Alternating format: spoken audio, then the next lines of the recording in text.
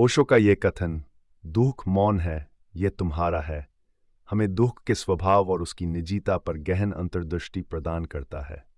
उनके अनुसार दुख हर व्यक्ति के अंदर गहराई से बसता है और एक ऐसा अनुभव है जो हम सभी के भीतर व्यक्तिगत रूप से मौजूद होता है। ओशो मानते हैं कि दुख को समझने के लिए व्यक्ति को बाहर की चीजों को छोड़कर अपने भीतर की ओर देखना होता है, क्योंकि ये किसी बाहरी घटना या व्यक्ति से नहीं बल्कि स्वयं के भीतर से ही आता है।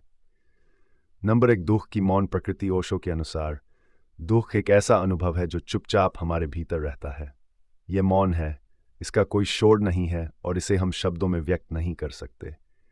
ये मौन स्थिति हमें यह दर्शाती है कि दुख को बाहर से समझना कठिन है, इसके लिए भीतर की ओर यात्रा करना अनिवार्य है। नंबर 2, दुख का व्यक्तिगत अनुभव। ओशो मानते हैं कि दुख एक गहन व्यक्तिगत अनुभव है जो व्यक्ति के खुद के अस्तित्व से जुड़ा होता है।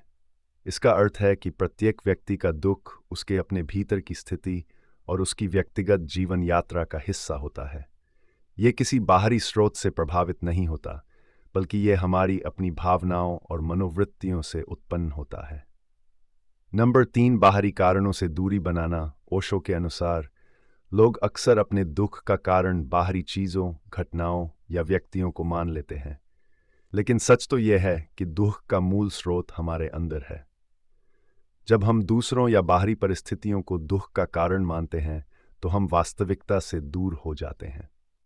नंबर 4, दुख के स्रोत की खोज। ओशो का कहना है कि जब हम अपने दुख का स्रोत जानने का प्रयास करते हैं और उसे बाहरी चीज़ों से हटाकर अपनी अंतरात्मा में देखते हैं, तब हमें एहसास होता है कि दुख किसी बाहरी घटना का परिणाम नहीं है, बल्कि हमारे अंदर गहरे में बैठी कुछ अधूरी इच्छाओं, असुरक्षाओं और अज्ञान का परिणाम है।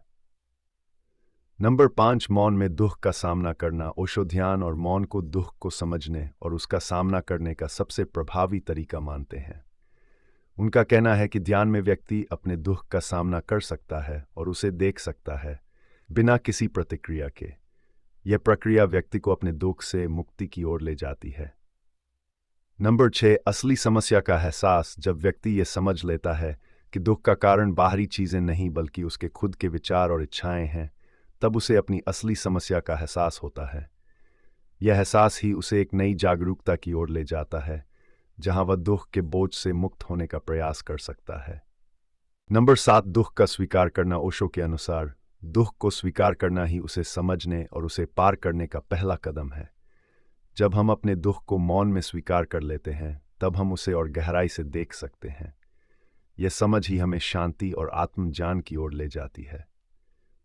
नंबर 8, दुख और आत्मजागृति का संबंध। ओशो का मानना है कि दुख एक प्रकार का संकेत है जो हमें अपने भीतर की ओर देखने के लिए प्रेरित करता है। जब हम इस मौन दुख का सामना करते हैं, तब हम अपने जीवन के गहरे अर्थ को समझने और आत्मजागृति की ओर बढ़ने के लिए प्रेरित होते हैं। दुख हमारे भीतर की अनदेखी सच्चाइयों को उजागर करता है।